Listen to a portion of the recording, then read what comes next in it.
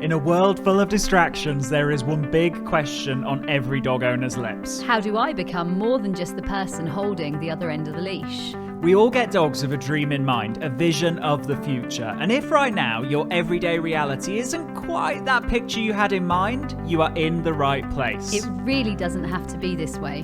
You absolutely can and will be more to your dog than just the person who gets in between them and the world. The key is you need to be more sexy. More sexy than the neighbourhood cat. More sexy than the jogger in the park. More sexy than that half-eaten hamburger they just found on the floor. And yes, even more sexy than the dog across the road. I'm Tom. And I'm Lauren. Together we're Absolute Dogs. And you're listening to the Sexier Than a Squirrel podcast.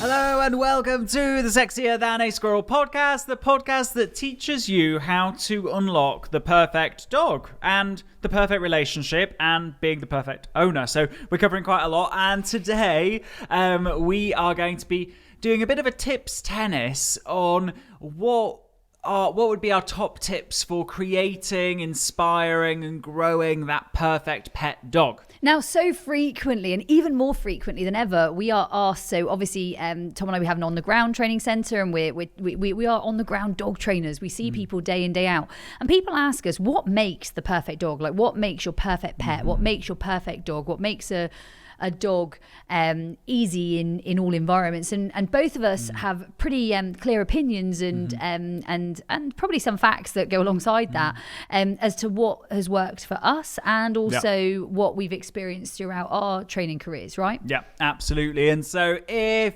I set the ball rolling. Oh, there's so many. I'm struggling to pick a first one. I'm going to say a dog that actively values proximity and being close.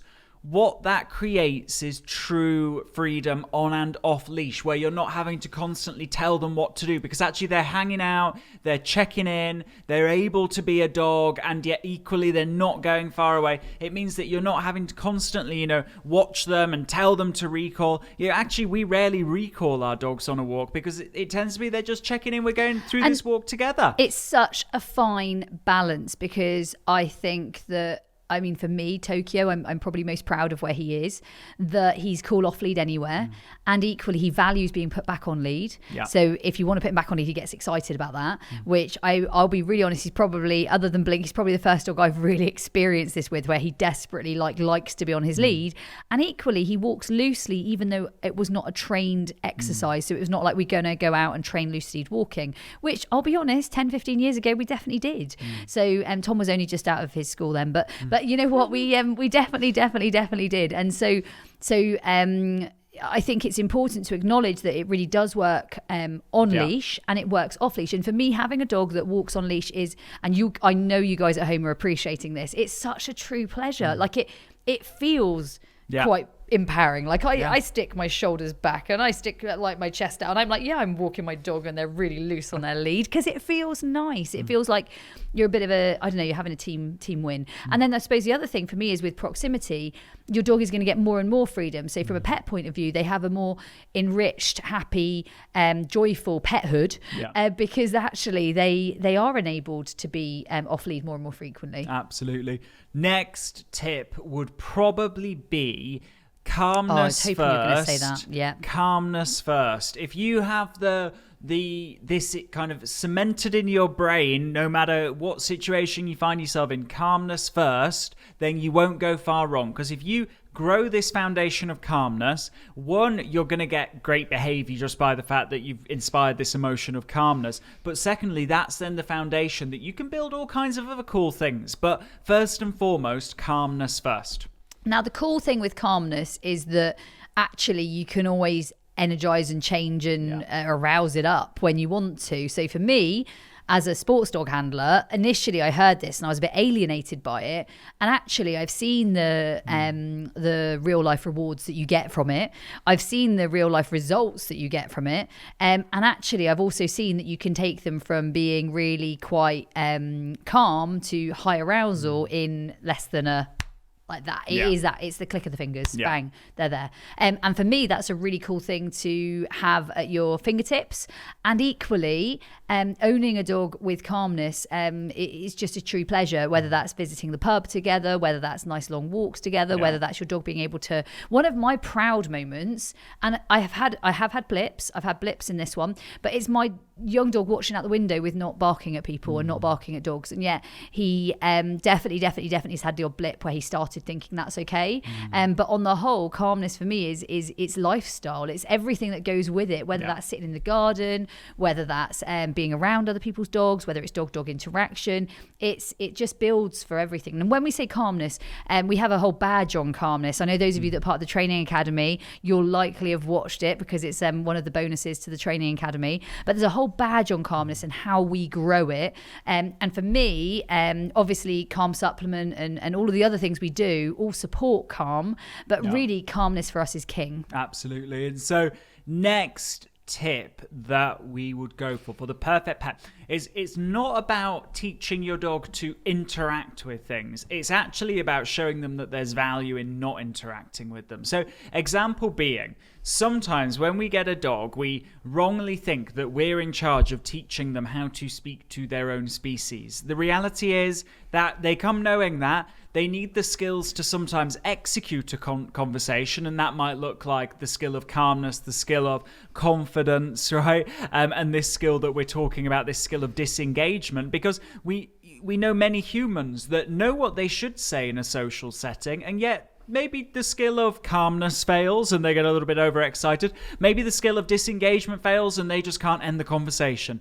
The point is, it's exactly the same for our dogs. And we see a lot of dogs where they've actually purposefully not been taught disengagement. They've been taught engagement with people, engagement with other dogs, engagement with distractions and life, because we think that's the secret to an enriching life for our dogs. The reality is that an enriching life for our dogs looks like us and our dogs going through life together as a team, and the way that we achieve that is by teaching our dogs to disengage from the environment. And if we think about this one, it's one of those ones that sadly has been put in tick list after tick list after tick list and said, go socialise your dog. Yeah. Like, it's one of those misconceptions, and probably it's one of those like old sort of tales that everyone would follow. Yeah. Go and take them and see the man in fluorescent jacket, pop and see the baseball cap, make sure you tick off the child, the person in a wheelchair, and all the other things that your dog might see that are novel to them.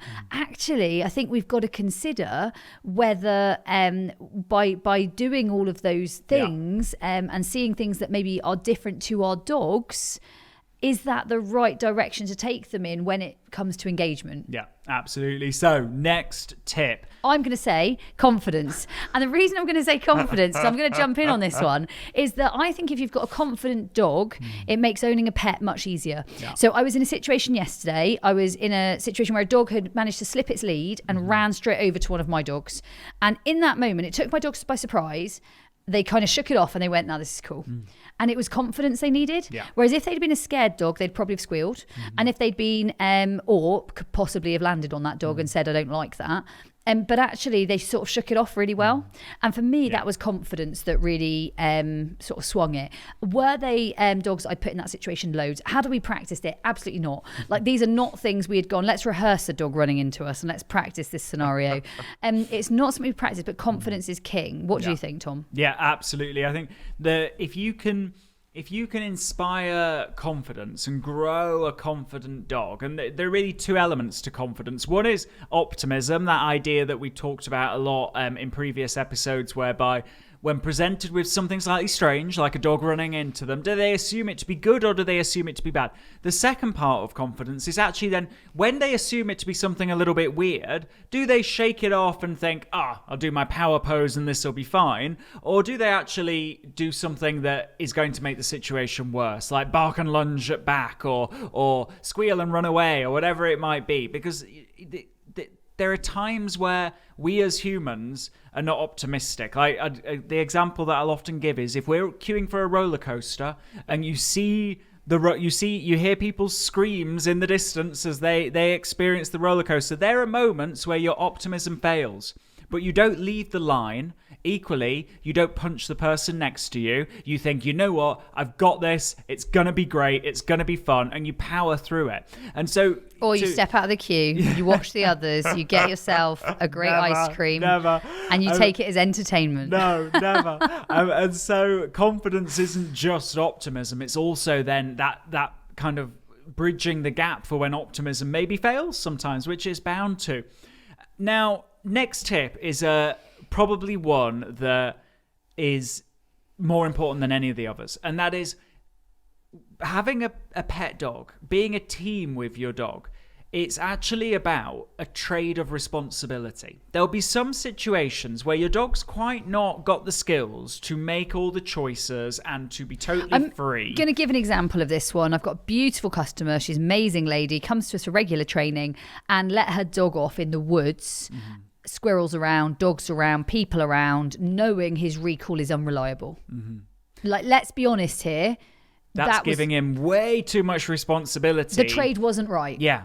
And he's not going to enjoy that, right? And to be honest, neither did she, right? She thought she was going to enjoy the experience because she kind of had the moment where she said to herself, I wonder what would happen if I let him off the lead right now.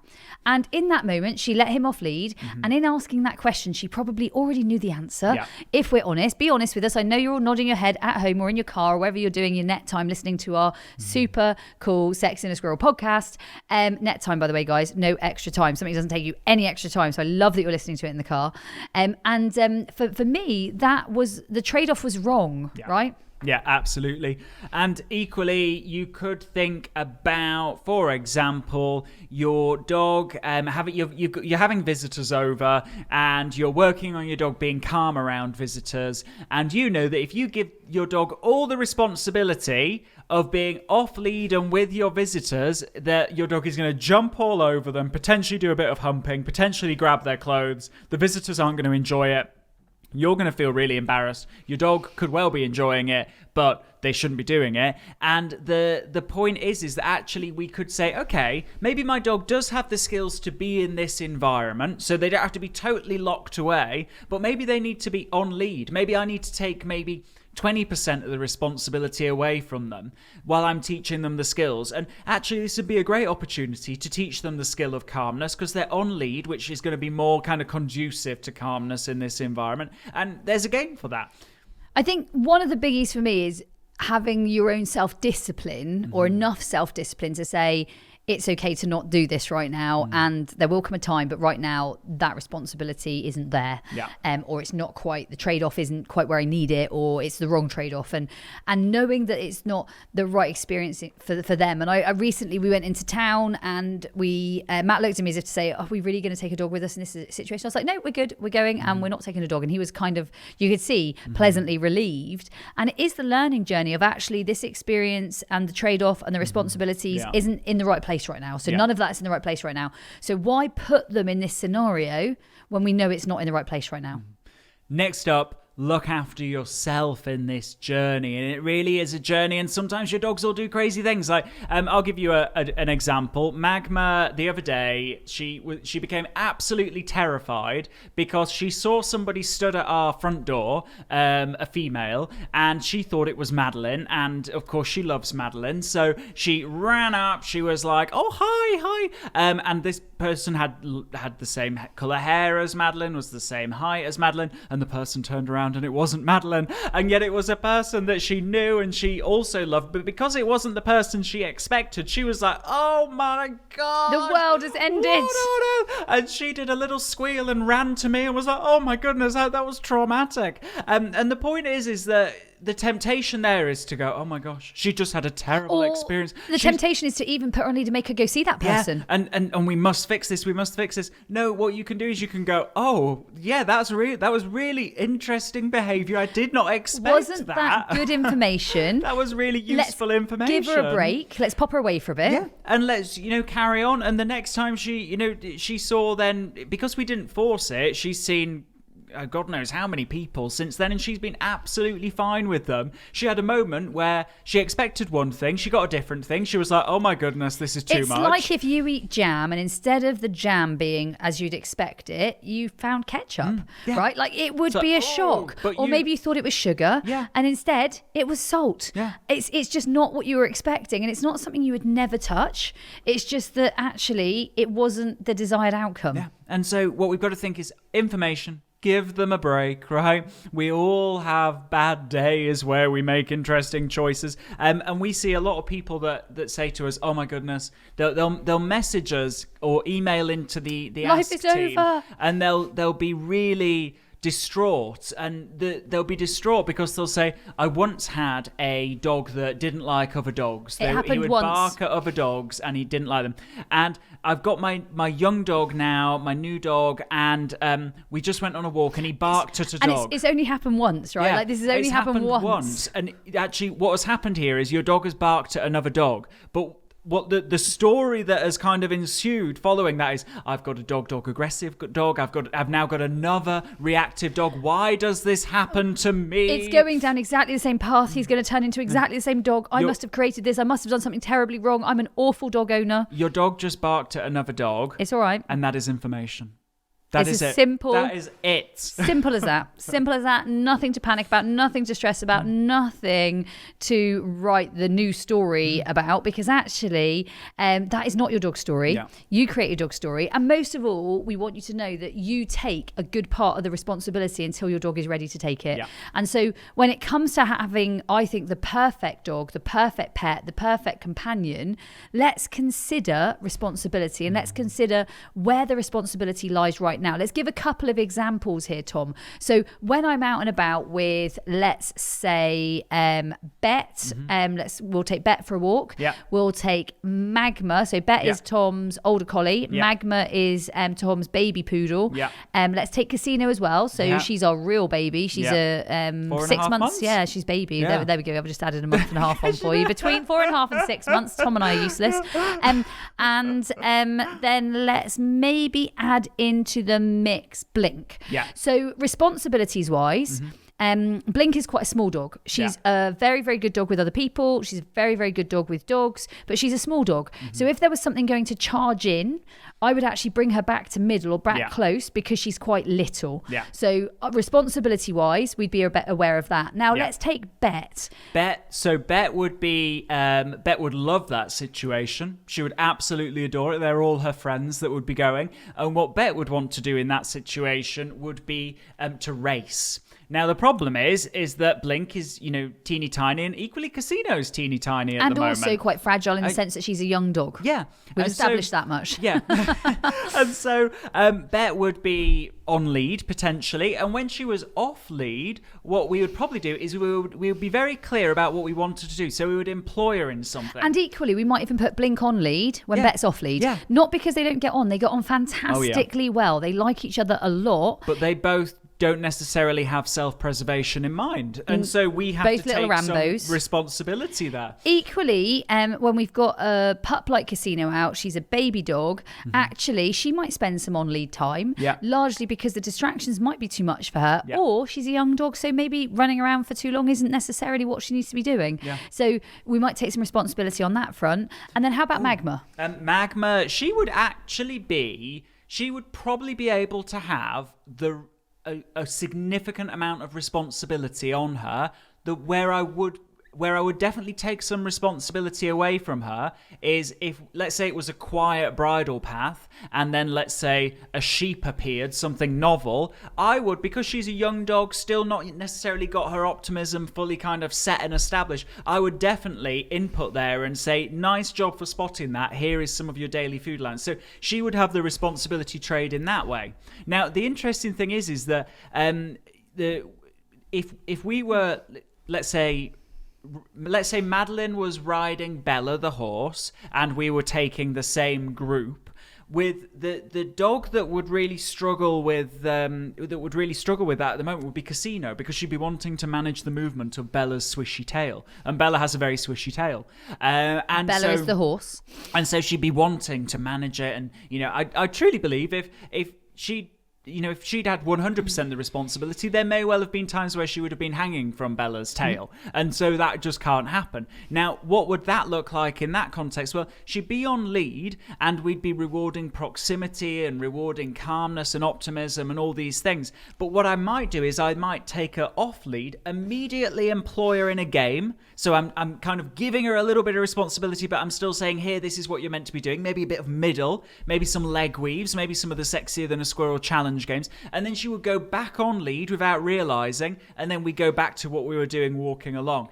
Now, what we've got to realize is that, the lead is a way of, taking away responsibility and putting some on you. Equally, telling your dog they did a great job, a way of putting some responsibility on you. But also the games themselves are a way of balancing out the responsibility. When you play a game with your dog, you're kind of guiding their choices a little bit. You're not leaving them open to all the choices of the world and Bella's swishy tail. You're instead saying, hey, this is a really fun thing to do in this context. And then equally, you've also got sometimes external factors that you might not be expecting. Now, I remember walking a very similar group of dogs with Tom on the beach, and another dog came incoming very fast. Now, for different reasons, we would certainly create space. Now, the outcome of the problem of a dog running in on us would nearly always be for Tom and I to create more space. But a dog like Blink, she's very small. So as much as she's friendly with other dogs, I'm very aware that she needs one dog to smack into her. She's a 6 kilo dog. 5.6 kilos is about Blink's weight. So she's very, very little. Casino, equally, Tom's not going to want her to have a bad experience. I mean, we don't want any of them to have a bad experience, but particularly not the youngster in the group. And she doesn't necessarily know, we don't know this dog, and we don't necessarily know what the interaction is going to be like. So let's not chance it there. Bear, I know 100% if another strong dog comes into that group, she's going to think, not on my watch. And she'll be quite sort of police dog-like in the sense that she wouldn't do anything horrible, but she certainly would be like, she'd be thinking the same as us. She'd be like, I've got Blink here. I've got to look after you lot. Into her, and therefore I'm going to deal with this. She's great because she kind of looks after the group, and in the same sense, we're also aware that that's not necessarily the experience we need for her or for the dog. So, and then Magma with another dog running in. Magma, the main concern I'd have with Magma with that is that she's a confident, optimistic, lovely dog, and equally, I wouldn't allow too many opportunities to test that and push that and knock that. That would be exactly the same as how I'd feel with Tokyo. Like I wouldn't, he's been beautiful, but why would I want to ruin that? And the thing is, it's like you're dicing with death there, because you just don't know these dogs. And so for me, as much as I don't want you guys to become paranoid, for us, this is where Tom and I would take the responsibility. We'd go wider, we'd go deeper, we'd go further into the water, we'd diffuse the situation, we'd move away, we'd throw some food at the dog if you need to. And I know some people don't love that, but you know what? They are nowhere to be seen sometimes. So you don't even know where the dog's owner is. So in some ways, sometimes diffusing that situation. Now, whilst Tom and I aren't worried about how our dogs might behave, we often are worried about what that interaction might end like. If there's no responsible owner with that dog, we don't know how that dog is going to behave, really. So rather than leave it to chance, this is where our responsibility would step up, right, Tom? Absolutely. And it goes back to that, if you're finding yourself thinking or saying to yourself, I wonder what would happen if I let this pan out, those tend to be the words that come just before, oh no, why did I do that? I knew. So that's where we have it kind of programmed into us. We try and get it programmed into our students. If you're saying to yourself the words, I wonder what would happen if, that means it definitely shouldn't happen right now. Don't do it.